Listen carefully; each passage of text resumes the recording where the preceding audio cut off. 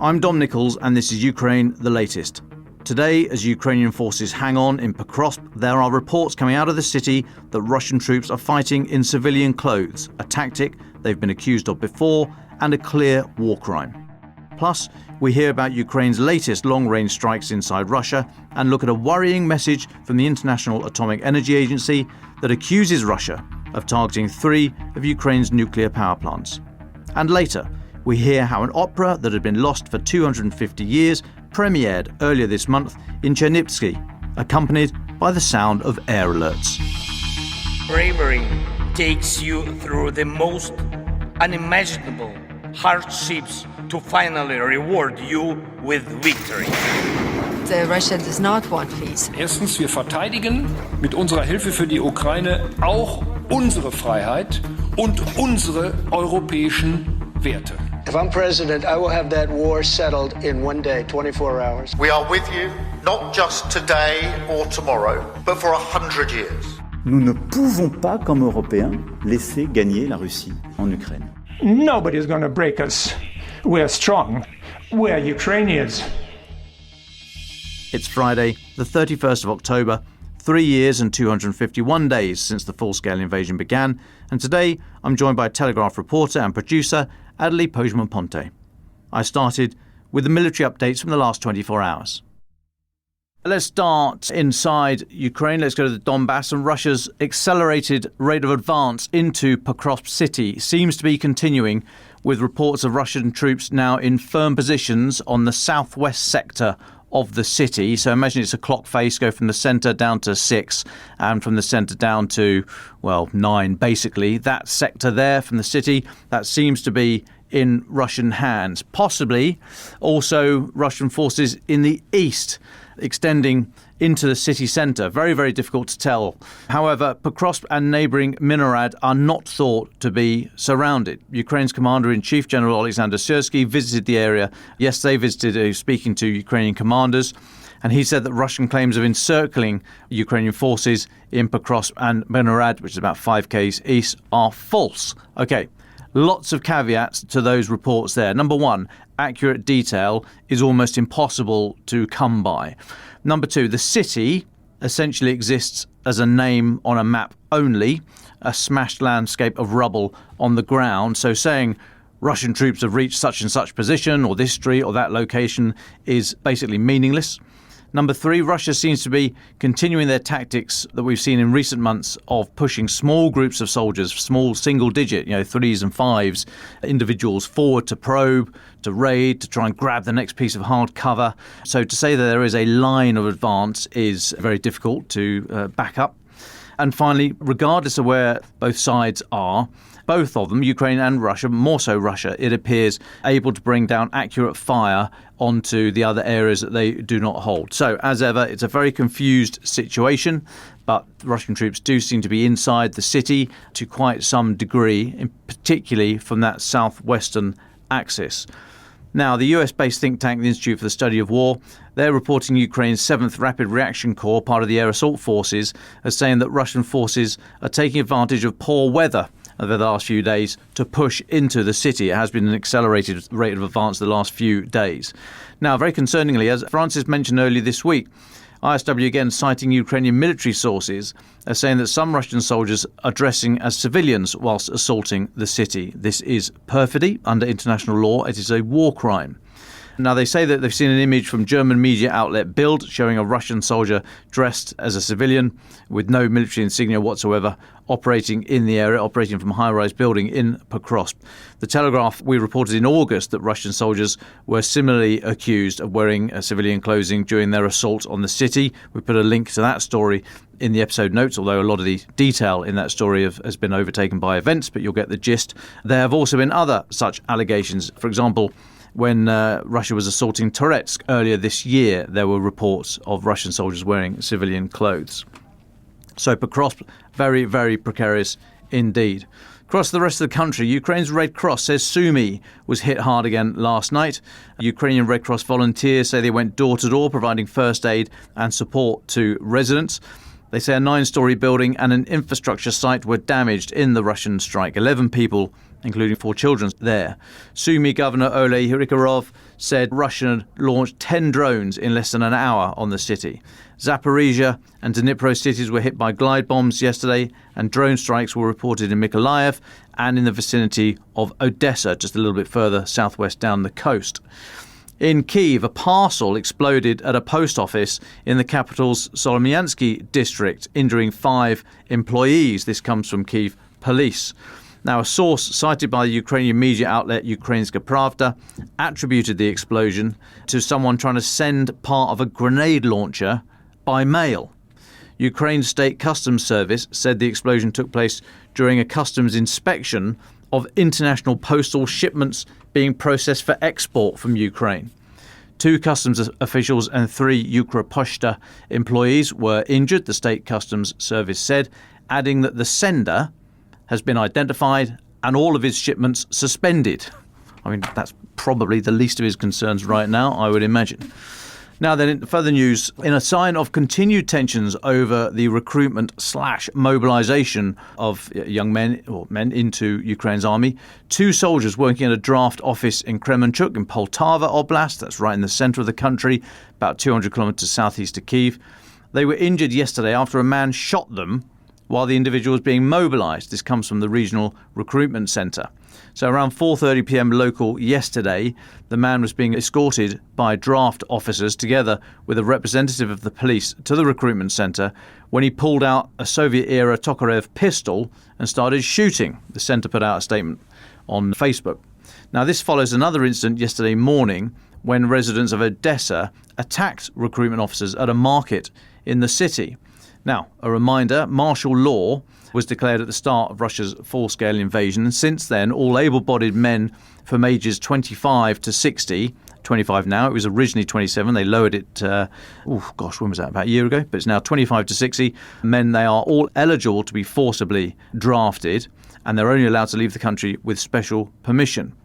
Now, the Kyiv Independent says that the reports of men being grabbed off the street were initially dismissed as an exaggeration, fueled by Russian disinformation networks. However, this grabbing of military-aged men off the streets to ask have they volunteered, what their status is, etc., by recruitment officers has become a widespread practice, as we've reported periodically before. Obviously, the backdrop of this is Ukraine's manpower shortage on the battlefield. Now, that practice, it never goes down well. It doesn't look good on social media. It's led to a number of incidents of violence committed against the recruitment officers. But you have to ask, what else can they do if Ukraine is not going to mobilise its young people? And since they allowed youngsters aged 18 to 23 to leave the country in that the change to the legislation a few months ago, I've seen reports saying up to 100,000 people in that age bracket have left. Now, obviously, they are not subject to this draft at the moment or their status to be demanded by the state. But, they will turn 25 one day, and hence a lot of them seem to have left, which not only depletes the pool from which the military forces take their personnel, but also the economy more broadly. Anyway, so that is an ongoing story, one we will keep tabs on. Now then, in a worrying press release issued yesterday by the International Atomic Energy Agency based in Vienna, this was titled IAEA Director General Statement on Situation in Ukraine. They've said Russian strikes yesterday damaged substations vital to nuclear safety at 3 of Ukraine's 5 nuclear power plants, not the Zaporizhia nuclear power plant. So that's the one we kind of talk about most, but forget that one for a moment. There are another 4. And 3 of them, the South Ukraine nuclear power plant, the Chernivtsi plant and the Rivne nuclear power plants are the ones affected here. Now, the South Ukraine nuclear power plant is the second largest of the 5 nuclear power stations located in Mykolaiv Oblast. Chernivtsi nuclear power plant a little bit further north and west, and then the Rivne power plant is north of that, up near the border with Belarus and Poland.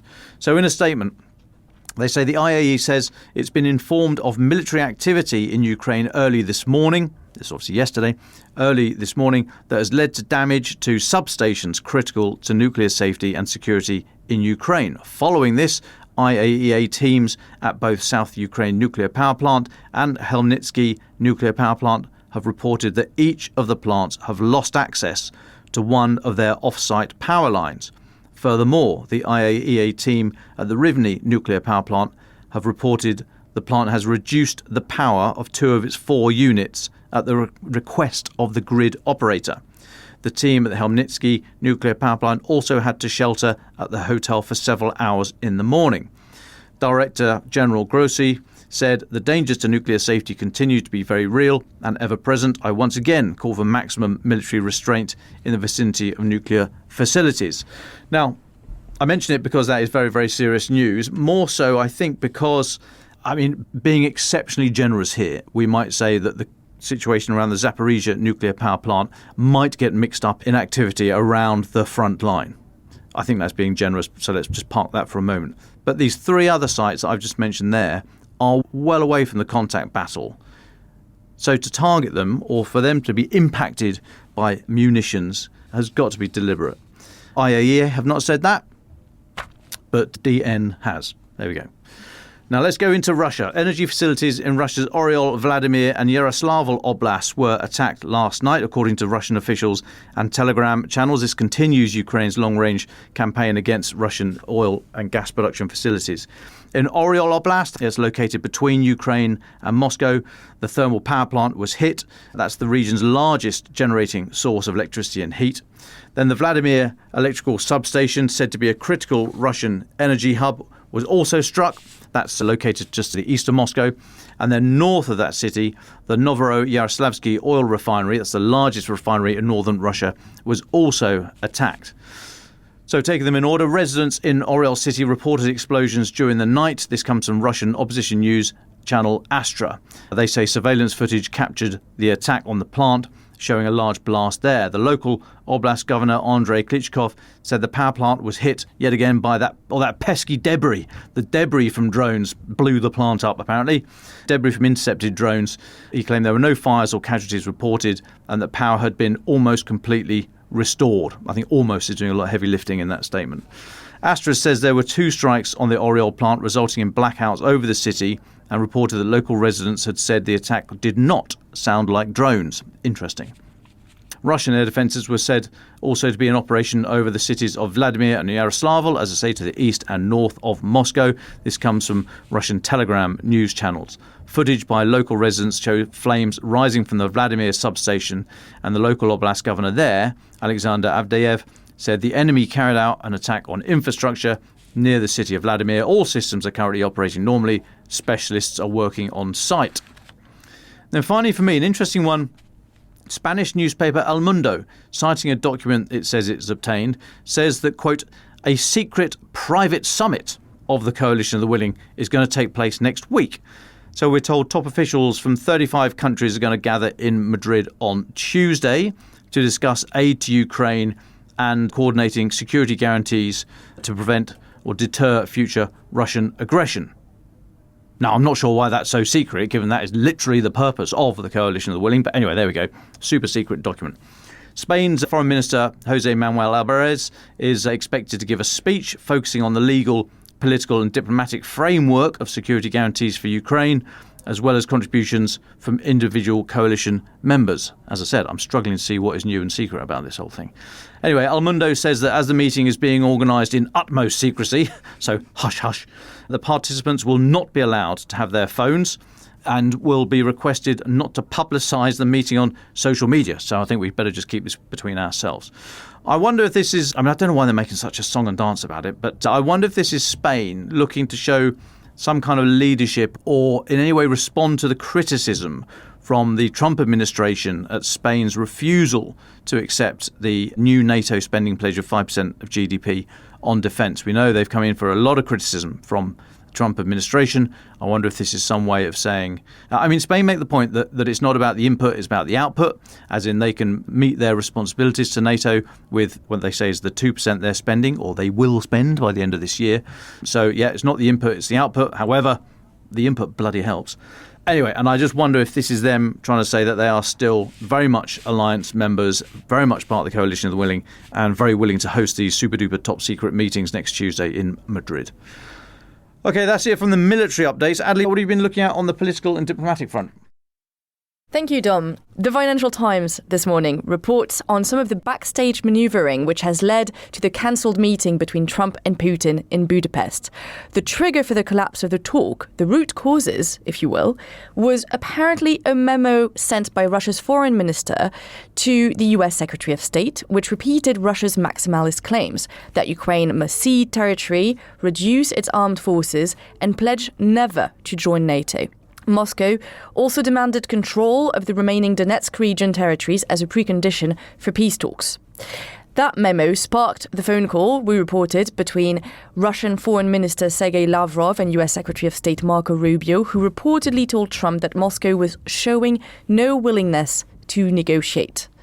A source close to the discussions told the Financial Times that Trump was not impressed with their position and that he was annoyed by Putin boasting about Russia's battlefield gains near Kupiansk and the Oskil River during their call on October 16th. There is still no date set for a meeting in Budapest, but it will surely be on the agenda for Orbán's meeting with Trump in Washington next week. The Hungarian Prime Minister will be discussing an exemption from the US clampdown on Russian oil, as we've discussed throughout the week.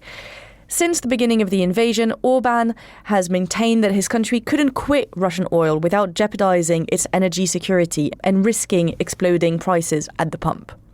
Now, Hungary has to start looking elsewhere for its imports, but it's yet to make any firm plans to replace its Russian oil supply. As Politico reports, it leaves Budapest in an uneasy position to turn to Croatia, a neighbour it has fraught relationships with. Quote, "It is a landlocked country. Hungary's main alternative is the Adélie pipeline that picks up imported oil at Croatian ports and snakes its way through the country into Hungary.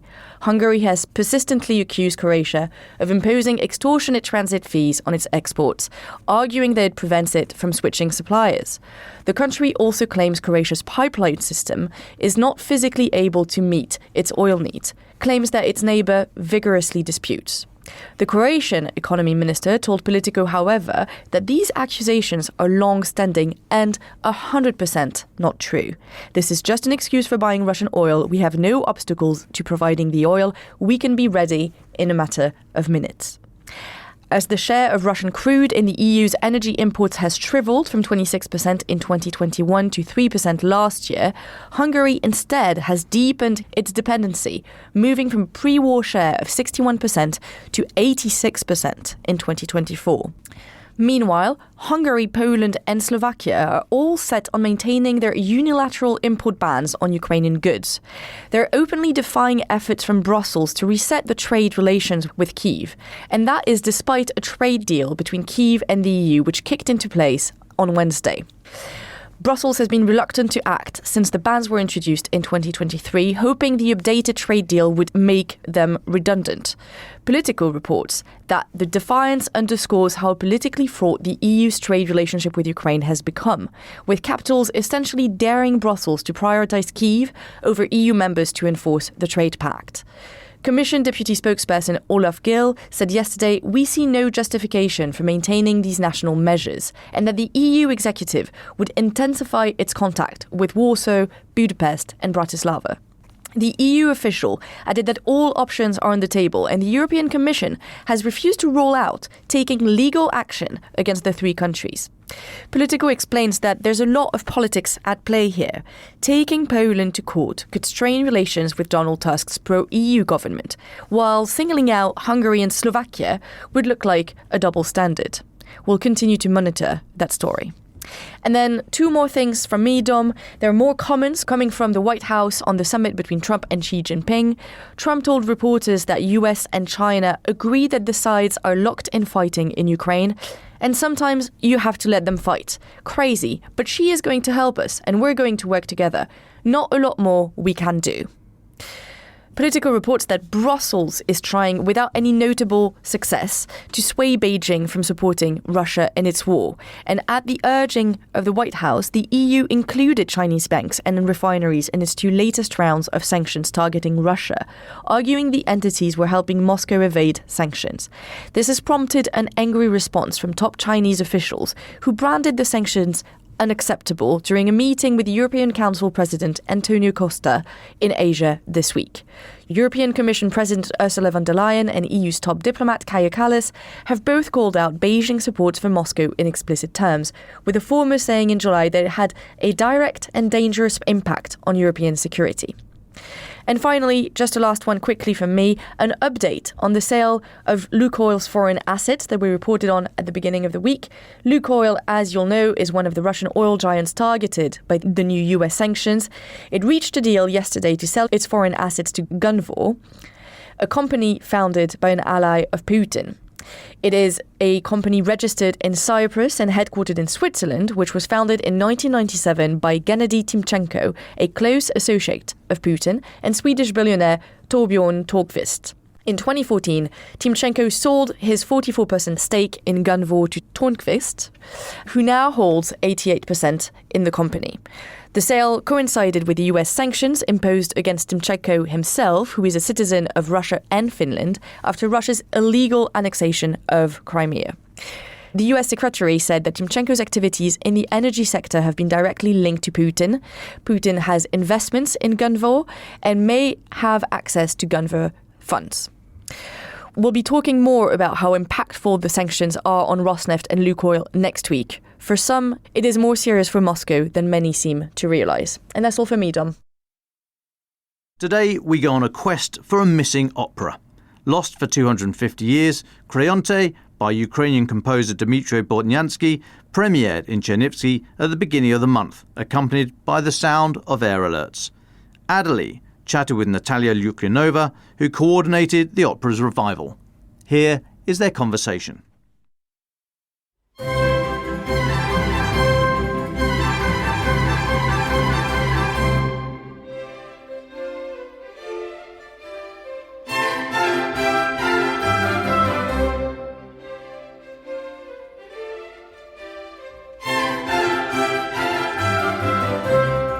Nataliya, thank you very much for joining us in the studio today.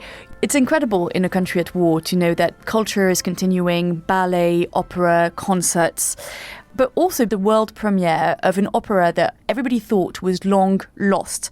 Tell us about this musical mystery. First of all, I would like to thank you for invitation and that I'm able to address all beautiful people in the UK or who listen to the podcast, Ukraine the Latest. It's my honor and privilege to be here and speak.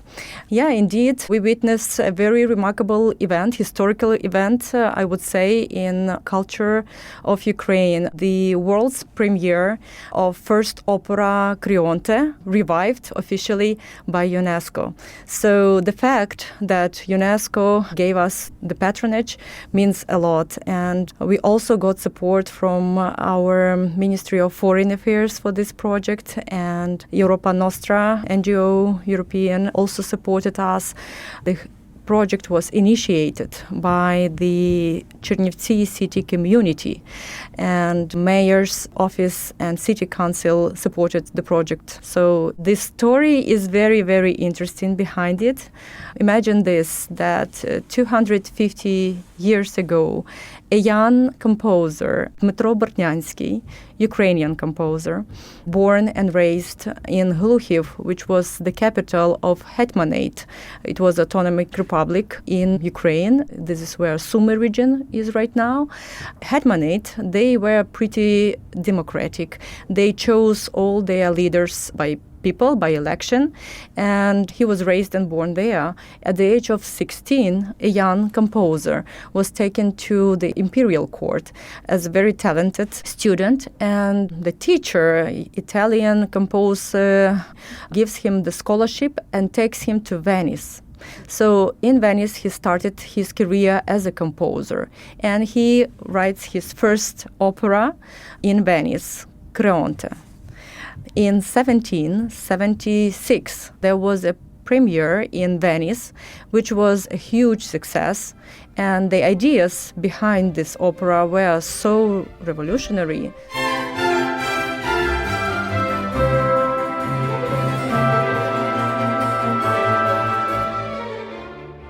And after premiere, the manuscripts are considered to be lost, and nobody ever mentions about Creonte opera. Only one aria was traveling around the world, and that was it. And I think that now it's a magic what happened, and actually it's a history speaking, I think.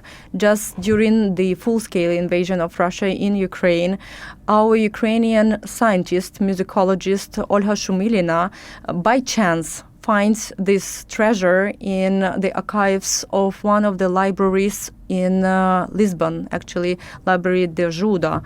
And she brings the copies of the score to Ukraine and introduces it to Maestro Herman Makarenko, who is the driving force behind the project.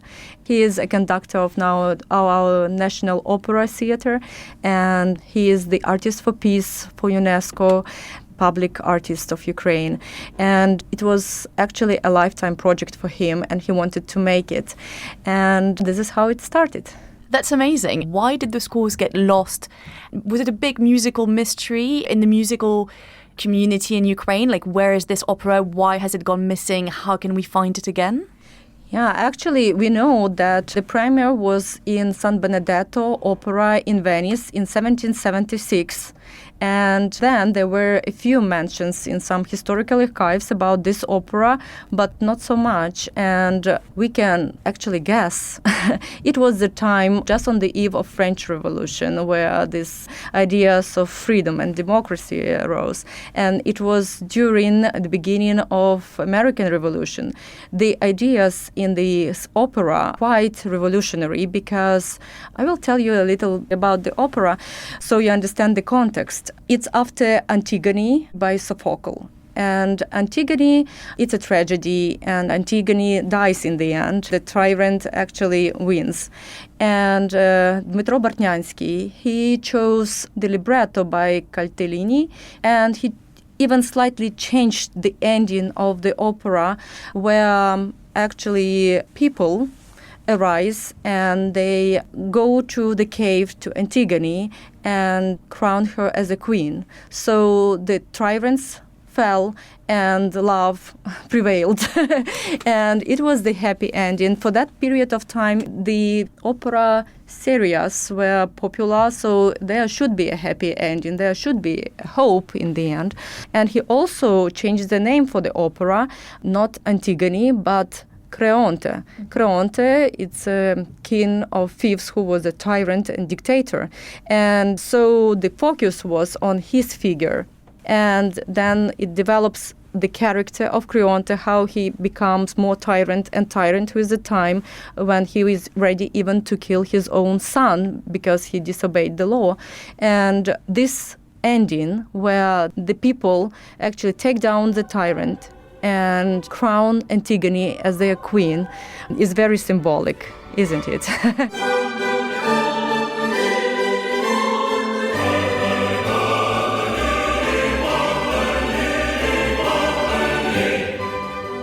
Do you think it might have been censored back in the day in Venice? Is that why it went missing? We suggest that being a young and very ambitious and popular composer, Bartnyansky had to communicate with Russian Empire at that time, and we think that maybe it would be the end of his career.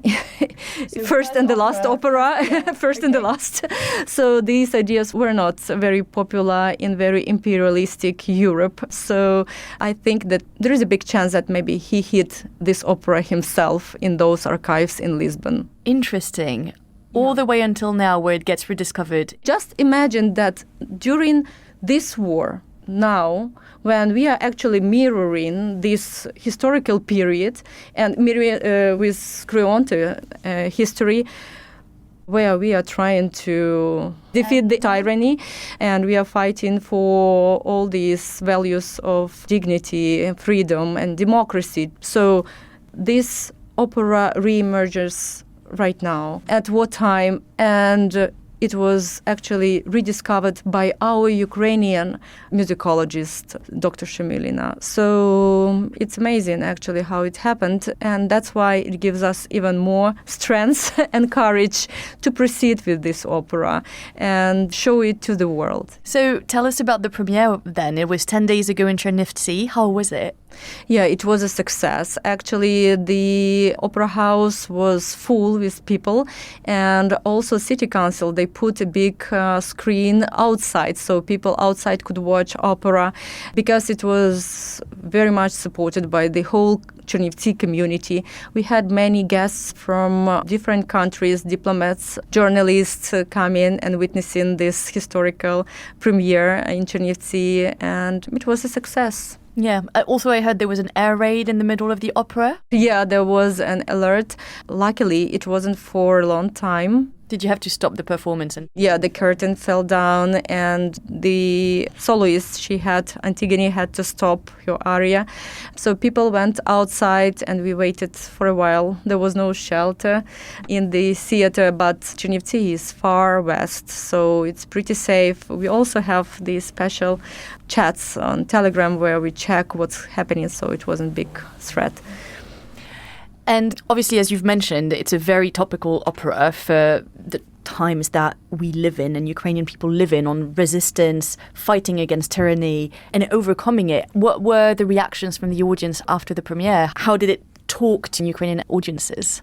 People are very excited. First of all, those who love opera and big opera followers, for them it's a time of a life event, and it was perfect in terms of music. It was very beautiful decoration and scene, and even the theater we chose, it actually corresponds, because Solars did the research, and the drawings of the scene of San Benedetto opera, they are almost the same as the stage and decor of Chernivtsi drama theater. So, because this special music of this period of time, it required special acoustics. So everything was selected perfectly. Of course, we had very little time to prepare the costumes, but still they were amazing. And people loved, especially the topic. Now, actually, it's not even about the art, but the fact that during the wartime, people still create. They are reviving the culture. They paint the paintings, they compose music, they write books, and it shows our resilience that the enemy cannot kill our culture. We were, we are, and we will be. So this is very, very symbolic event for us. Very.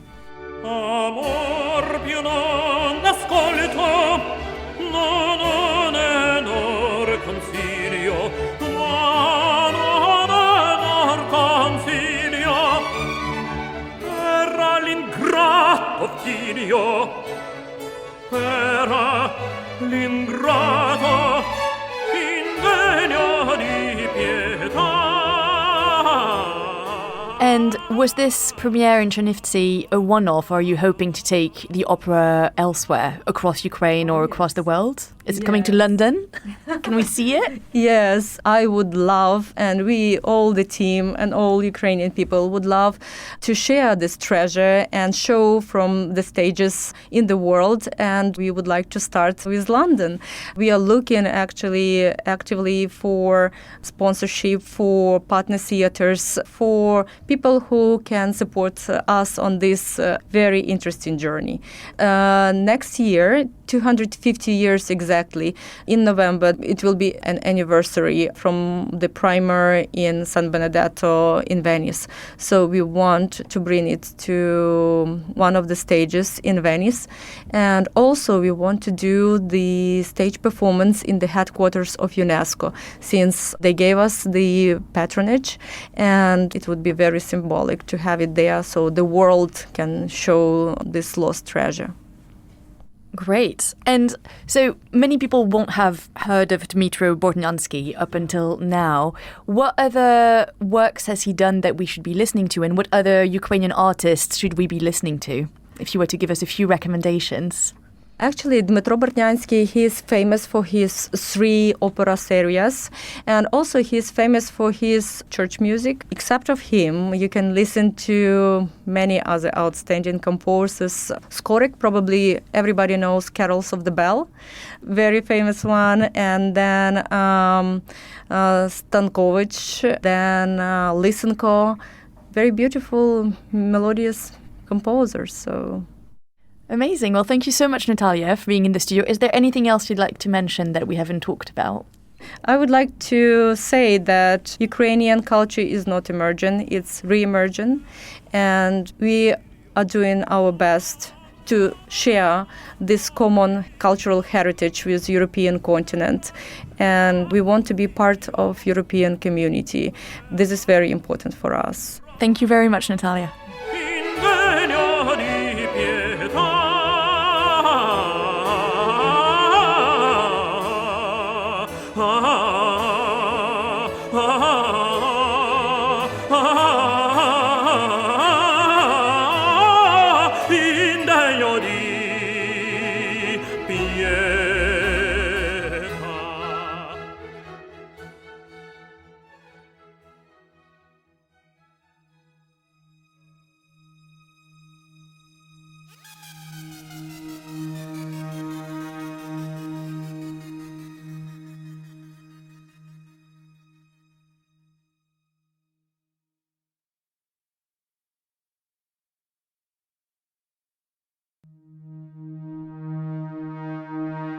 We'll zip to final thoughts now then. So I want to go back to Pokrovsk. I've been away this week walking in the Western Isles of Scotland, which was lovely. I do highly recommend it. But I was kind of tracking the news. I know I wasn't supposed to, but I was tracking the news, obviously, and saw what was happening in Pokrovsk. And as I say, that accelerated rate of advance by Russia. So it's looking exceedingly difficult, exceedingly hard there for Ukrainian forces at the moment. It is not a done deal. They are not surrounded. They are well dug in. However, it is very difficult. So against that backdrop, what do we say? Putin is desperate, as we know, for a win. He's got to have some kind of win. Russian casualties now over 1.1 million, killed, wounded, missing and captured. Inflation in Russia at 9%. Growth is slowing, propped up by military spending. And Ukraine's long-range strikes are having an effect inside Russia on the supply of fuel and by just bringing the narrative home, bringing the war home to Russian society. So he's got to have a win, and that is Pokrovsk. So it kind of went off the boil for a little bit. They were prioritising that push west in the area where Dnipropetrovsk and Zaporizhia Oblast meet, and then just in the last week or so, they really have gone hard into the city. So it's looking like it may well fall. Now then, Russia, Putin, they are definitely going to portray this as a sign of the inevitability of a Russian victory. Putin will use it to say to Donald Trump that any negotiations for peace, which he is desperate for, but on his terms, he's desperate for peace, but any negotiations, he'll say to Trump, have to be on Moscow's terms in terms of territorial concessions from Ukraine, the defenestration of the Ukrainian military, the promise of no NATO membership for Ukraine or NATO troops on the ground as part of any kind of coalition of the willing, anything like that. So that's what Putin is going to say to Trump against this backdrop of the inevitability of a Russian victory. So I ask you, just keep an eye out. Do watch out for these narratives, these Russian narratives that are going to be rehearsed again. We've heard them all before, but we're going to hear them in concert, I think, in the coming days. Just keep an ear out for them and see how they are played out. Arguably, more importantly, watch for the reaction, I would suggest, from the White House and, to a lesser extent, Europe, but a much, much lesser extent. Watch to see who amplifies these arguments, who go, they put up a tough fight and they did their best, plucky old Ukraine, but it was always going to go in one direction. Let's watch to see who's first out of the blocks with these kind of arguments. See how they ignore the wider realities of the situation. And let's see if there is this meeting of the coalition of the willing on Tuesday. Hopefully, now that it's known about, there will be some kind of public statement after that. Let's see how strong that statement is and whether or not it acknowledges if there's any chink of light that some have suggested about, we don't have to go in too hard because it's just going to be a waste of time, money, European resource, etc., etc. Well, we know how Russia are going to play any fall of Pokrovsk, but let's see what the reaction is.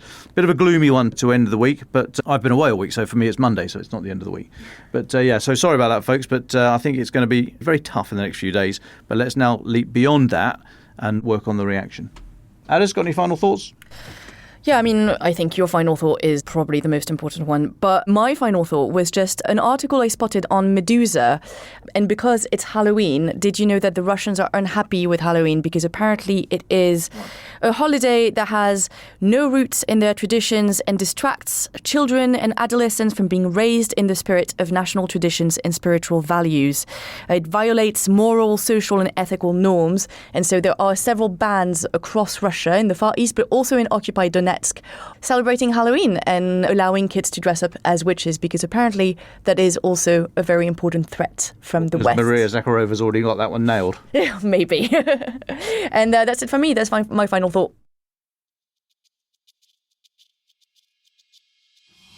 Ukraine the Latest is an original podcast from The Telegraph, created by David Nicholls. To support our work and stay on top of all of our Ukraine news, analysis and dispatches from the ground, please subscribe to The Telegraph. You can get 1 month free, then 2 months for just £1 at www.telegraph.co.uk/Ukraine the Latest. Deploying cutting-edge technology, we also release Ukrainian and Russian versions of this podcast. These translations retain our voices and delivery so that it can reach listeners in every region of Ukraine and those parts of Eastern Europe where Russian is still widely spoken. Links to those can be found in the podcast description to this episode. You can also now sign up to the new Ukraine the Latest weekly newsletter. Each week, Francis and I answer your questions, provide recommended reading, and give exclusive analysis and behind-the-scenes insights, plus maps of the front lines and diagrams of weapons, to complement our daily reporting. It's free for everyone, including non-subscribers. You can find the link to sign up in the descriptions for this episode. We regularly have a Ukraine live blog on our website where you can follow updates as they come in throughout the day, including insights from regular contributors to this podcast. We also do the same for other breaking international stories. If you appreciate our work, please consider following Ukraine the Latest on your preferred podcast app and leave us a review, as it really helps others find the show. Please also share it with those who may not be aware we exist. You can listen to this conversation live at 1 p.m. London time each weekday on X Spaces. Follow The Telegraph so that you don't miss it. You can also get in touch directly to ask questions or give comments by emailing ukrainepod@telegraph.co.uk. We continue to read every message. You can also contact us directly on X. You'll find our handles in the description for this episode. As ever, we're especially interested to hear where you're listening from around the world. Ukraine the Latest was today produced by Rachel Porter. Executive producers are Francis Durnley, Louisa Wells and David Nicholls. My name is David Nicholls. Thank you all for listening. Goodbye.